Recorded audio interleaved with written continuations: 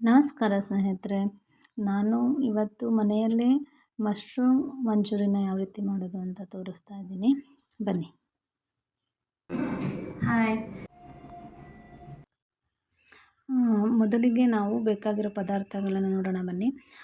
ಮಶ್ರೂಮ್ನ mix ಮಾಡಿ ಕಲಸೋದಕ್ಕೆ ಇದು ಬಂದು ಫಸ್ಟು ಸಾಲ್ಟು ಮತ್ತು ಶುಂಠಿ ಬೆಳ್ಳುಳ್ಳಿ ಪೇಸ್ಟು 1-2 ಟೇಬಲ್ ಸ್ಪೂನು, ಕಾರ್ನ್ಫ್ಲೋರು 1 ಕಪ್ಪು, ಅದ್ರ ಕಾಲು ಭಾಗದಷ್ಟು ಮೈದಾ ಹಿಟ್ಟು ಮತ್ತು ಚಿಲ್ಲಿ ಪೌಡರು ನಿಮಗೆ ನಾನು ಒಂದು 3-4 ಟೇಬಲ್ ಸ್ಪೂನ್ ತೊಗೊಂಡಿದ್ದೀನಿ.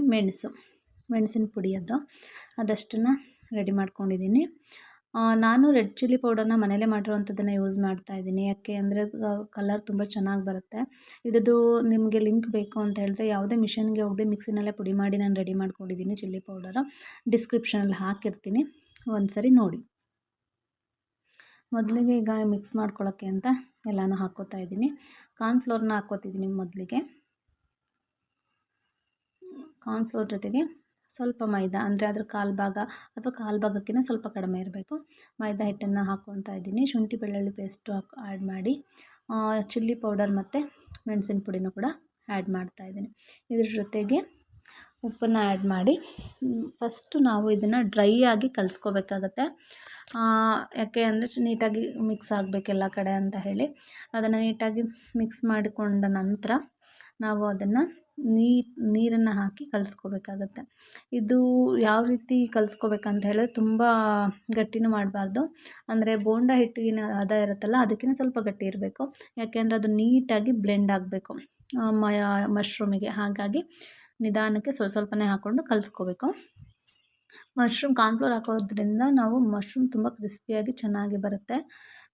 ಹಾಗಾಗಿ ಮಶ್ರೂಮ್ ಜೊತೆಗೆ ಸ್ವಲ್ಪ ಮೈದಾನೂ ಹಾಕಿ ಮಿಕ್ಸ್ನ ಮಾಡ್ಕೋಬೇಕು. ನೋಡಿ, ಈ ಥರ ನಾನು ಕೈಯಿಂದನೇ ಕಲಿಸ್ಕೊತಾ ಇದ್ದೀನಿ. ನೀವು ಬೇಕಾದ್ರೆ ಮಿಕ್ಸರ್ ಇರುತ್ತಲ್ಲ ಅದರಲ್ಲೂ ಕೂಡ ಕಲಿಸ್ಬೋದು, ತುಂಬ ಚೆನ್ನಾಗಾಗುತ್ತೆ ಅಂಥೇಳಿ. ಅದ್ರ ಜೊತೆಗೆ ಡಾರ್ಕ್ ಸೋಯಾ ಸಾಸ್ನೂ ಕೂಡ ಸ್ವಲ್ಪ ಆ್ಯಡ್ ಮಾಡ್ತಾಯಿದ್ದೀನಿ. ಅದನ್ನು ಹಾಕಿ ನೀಟಾಗಿ ಕಲಿಸ್ಕೋಬೇಕು.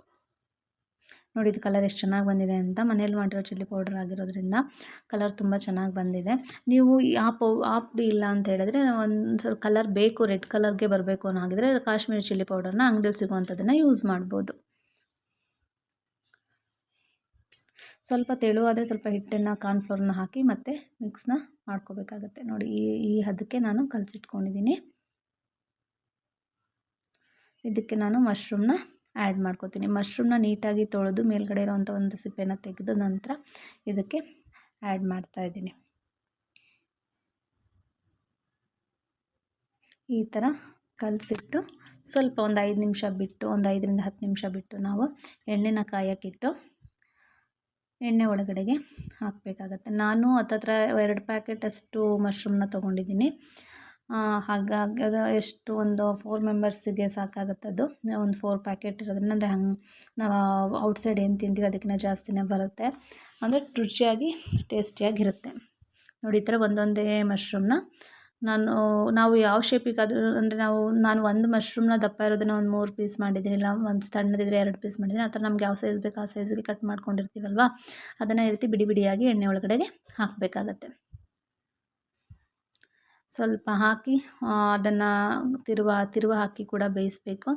ಬೇಯಿಸಿದ ನಂತರ ಅದು ಈ ಥರ ಗೋಲ್ಡನ್ ಬ್ರೌನ್ ಬರಬೇಕು. ಆವಾಗ ಅದನ್ನು ತೆಗೆದು ಸೈಡ್ಗೆ ಇಟ್ಕೋಬೇಕಾಗತ್ತೆ.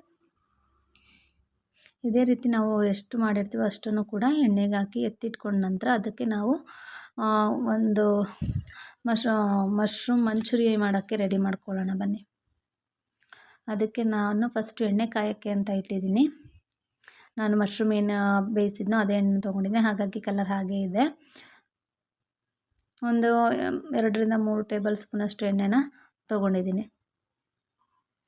ಇದಕ್ಕೆ ನಾವು ಒಂದೊಂದೇ ಇಂಗ್ರೀಡಿಯೆಂಟ್ನ ಆ್ಯಡ್ ಮಾಡೋಣ ಬನ್ನಿ. ಅದು ಏನೇನು ಹಾಕಬೇಕಂತ ತೋರಿಸ್ತೀನಿ. ನೋಡಿ, ಕ್ಯಾಪ್ಸಿಕಮ್, ಶುಂಠಿ ಬೆಳ್ಳುಳ್ಳಿ ಪೇಸ್ಟ್, ಈರುಳ್ಳಿ ಮತ್ತು ಹಸಿಮೆಣ್ಸಿಕಾಯಿ ಎಲ್ಲನೂ ಚಿಕ್ಕ ಚಿಕ್ಕದಾಗಿ ಕಟ್ ಮಾಡ್ಕೊಂಡಿದ್ದೀನಿ. ಅದಕ್ಕೆ ನಾವು ಫಸ್ಟು ಹಸಿಮೆಣ್ಸಿಕಾಯಿನ ಹಾಕ್ಕೊಂಡು ಅದು ಸ್ವಲ್ಪ ಇದಾದ ನಂತರ ಕ್ಯಾಪ್ಸಿಕಮ್ನು ಕೂಡ ಆ್ಯಡ್ ಮಾಡ್ಕೋಬೇಕು. ಮತ್ತು ಫಸ್ಟ್ ಈರುಳ್ಳಿನ ಆ್ಯಡ್ ಮಾಡಿ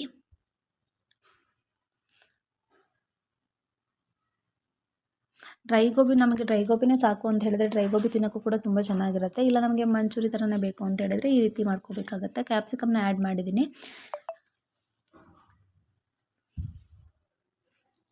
ತದನಂತರ ಶುಂಠಿ ಬೆಳ್ಳುಳ್ಳಿ ಪೇಸ್ಟ್ನು ಕೂಡ ಆ್ಯಡ್ ಮಾಡಿ ಸ್ವಲ್ಪ ಸಾಲ್ಟ್ನ ಹಾಕ್ಕೊಂಡು ಫ್ರೈನ ಮಾಡಬೇಕಾಗತ್ತೆ.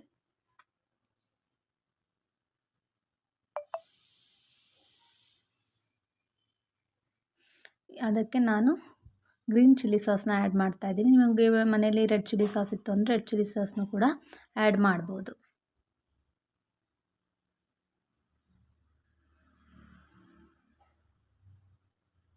ಈಗ ವೆನಿಗರ್ನ ಆ್ಯಡ್ ಮಾಡ್ತಾಯಿದ್ದೀನಿ. ಸ್ವಲ್ಪನೇ ಹಾಕ್ಕೋಬೇಕು. ಒಂದು 1/2 ಟೇಬಲ್ ಸ್ಪೂನ್ ಅಷ್ಟು ಹಾಕಿದ್ದೀನಿ ಅಷ್ಟೇ ನಾನು ವೆನಿಗರ್ನ. ಹಾಗೆ ಮತ್ತು ಸೋಯಾ ಸಾಸ್ ಸ್ವಲ್ಪ ಹಾಕ್ತಾಯಿದ್ದೀನಿ. ಇವೆಲ್ಲವನ್ನು ಹಾಕಿ ಚೆನ್ನಾಗಿ ಫ್ರೈ ಮಾಡ್ಕೋಬೇಕಾಗುತ್ತೆ. ಈ ರೀತಿ ನಾವು ಮನೇಲೇ ಮಾಡ್ಕೊಳ್ಳೋದ್ರಿಂದ ತುಂಬ ಟೇಸ್ಟಿಯಾಗೂ ಬರುತ್ತೆ ಹಾಗೂ ಯಾವುದೇ ಟೇಸ್ಟಿಂಗ್ ಪೌಡರ್ನ ಆ್ಯಡ್ ಮಾಡಿರೋದಿಲ್ಲ. ನಾವು ಔಟ್ಸೈಡ್ ತಿನ್ನುವಂಥ ಮಂಚೂರಿಗಳಿಗೆಲ್ಲ ತುಂಬ ಟೇಸ್ಟಿಂಗ್ ಪೌಡ್ರೆಲ್ಲ ಹಾಕಿರ್ತಾರೆ. ಹಾಗಾಗಿ ಮನೇಲೇ ಮಾಡಿಕೊಂಡ್ರೆ ಉತ್ತಮ ಅಂತ ಹೇಳ್ತೀನಿ. ಅದಕ್ಕೆ ಈಗ ನಾನು ಟೊಮೆಟೊ ಸಾಸ್ನ ಆ್ಯಡ್ ಮಾಡ್ತಾಯಿದ್ದೀನಿ. ಅದ್ರ ಜೊತೆಗೆ ಸ್ವಲ್ಪ ಕಾರ್ನ್ಫ್ಲೋರನ್ನ ನೀರಲ್ಲಿ ಮಿಕ್ಸ್ ಮಾಡಿ ಆ್ಯಡ್ ಮಾಡ್ಕೊತಾ ಇದ್ದೀನಿ. ಅದು ಸ್ವಲ್ಪ ಕ್ರೀಮಿಯಾಗಿ ಬರಬೇಕಲ್ವಾ, ಹಾಗಾಗಿ. ನನಗೆ ಈ ಟೇಸ್ಟ್ ತುಂಬ ಇಷ್ಟ ಆಯಿತು, ಹಾಗಾಗಿ ಈ ವಿಡಿಯೋನ ಅಪ್ಲೋಡ್ ಮಾಡ್ತಾ ಇದ್ದೀನಿ. ತುಂಬ ಚೆನ್ನಾಗಿ ಅನ್ನಿಸ್ತು. ನನಗೆ ಅಂಗಡೀಲಿ ಏನು ತಿಂತೀವೋ ಅದಕ್ಕಿಂತಲೂ ತುಂಬ ಟೇಸ್ಟ್ ಅನ್ನಿಸ್ತಾ ಇತ್ತು. ತುಂಬ ಕಲರ್ಫುಲ್ಲಾಗಿ ಕೂಡ ಬಂದಿತ್ತು. ಯಾವುದೇ ಕಲರ್ನೂ ಕೂಡ ಮಿಕ್ಸ್ ಮಾಡಿಲ್ಲ. ನ್ಯಾಚುರಲ್ ಪೌಡರ್ ಚಿಲ್ಲಿ ಪೌಡರ್ನ ಯೂಸ್ ಮಾಡಿರೋದ್ರಿಂದ ತುಂಬ ಚೆನ್ನಾಗಿ ಅನ್ನಿಸ್ತು. ಇದೆಲ್ಲನೂ ಆ್ಯಡ್ ಮಾಡಿದ ನಂತರ ತುಂಬ ಚೆನ್ನಾಗಿ ಮಿಕ್ಸ್ ಮಾಡಿಕೊಂಡು ನೆಕ್ಸ್ಟು ನಾವು ಫ್ರೈ ಮಾಡಿ ಇಟ್ಕೊಂಡಿದ್ದಂಥ ಮಶ್ರೂಮ್ನ ಆ್ಯಡ್ ಮಾಡಿ ಮಿಕ್ಸ್ ಮಾಡ್ಕೋಬೇಕಾಗತ್ತೆ.